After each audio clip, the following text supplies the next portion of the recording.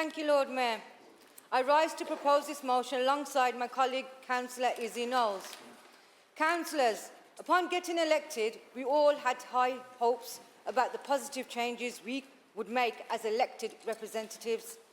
For so many of us, improving the lives of children in our city would have been among our top priorities, if not our primary reason for seeking election.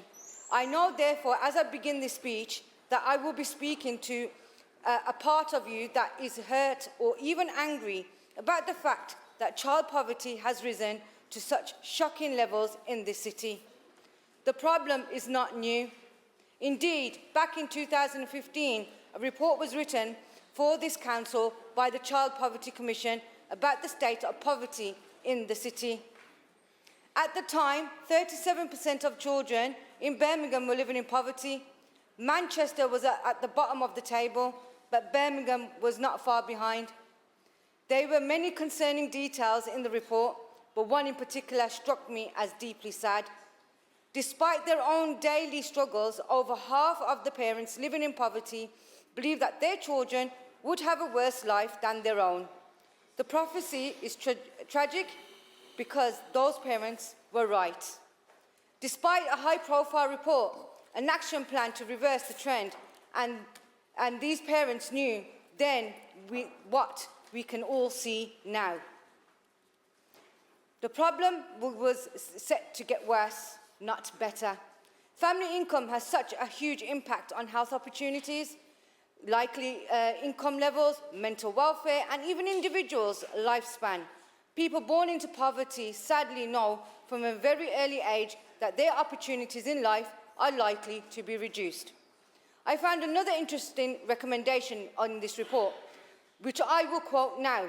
By September 2016, there should be a named cabinet member with responsibility for poverty. That recommendation, despite being supported by the Labour administration at that time, was never implemented. Back in 2015, the report described overcrowded homes and as an issue too. Children explained firsthand that they were struggling to sleep in overcrowded bedrooms. There was nowhere peaceful to do homework, they had no privacy, and they were unable to invite friends round. These were common concerns. Fast forward 9 years and the situation is now much worse.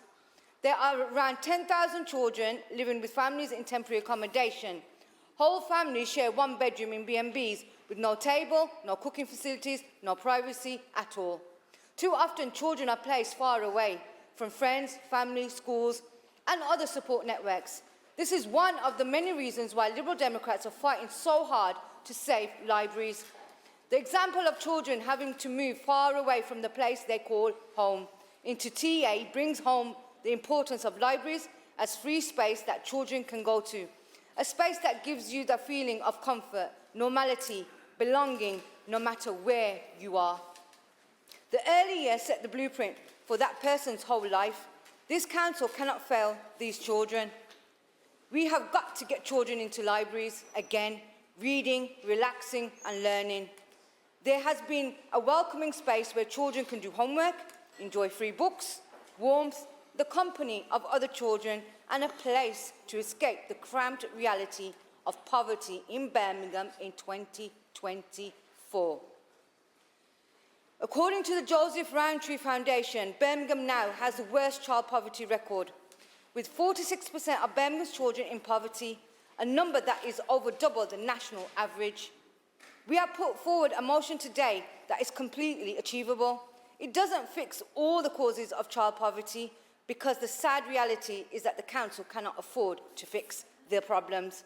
We must, however, make as much noise as we can on behalf of our city so that we can get help from the government, and we must do what we can locally to make positive changes. One of those changes is to commit to ensuring that children live by their school when they are put into temporary accommodation, unless there is a good reason for that not to happen, such as escaping a violent situation. Where possible, children in TA should be either on one bus ride or a sensible walking distance from their school. This should be a key measure that the council monitors. Having a child poverty commissioner is something we must do. This council has got climate emergency, a road safety emergency and a housing emergency. We could easily seek to add child poverty emergency to that list, but it wouldn't make any difference to the outcome. What we need to do is a radical move, someone whose job is to cut through the bureaucracy and barriers to make tangible improvements that benefit children. An example which you will have heard about often is Perry Park. As many of you know, Councillor Hunt and I have had to campaign hard for years to get the park restored and given back to the community. Thanks to COVID and the Commonwealth Games, many children in Perry Park have grown up without a park. The antidote to overcrowding at home, a child poverty commissioner or similar could make sure that the barriers are removed so that these services are restored where possible. They could also ensure that we are being represented fairly at government level.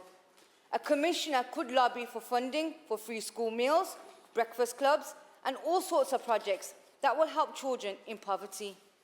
Finally, I look forward to a positive debate today, and I encourage all my colleagues to think carefully about what can be done and not what can't be done. Thank you, Lord Mayor.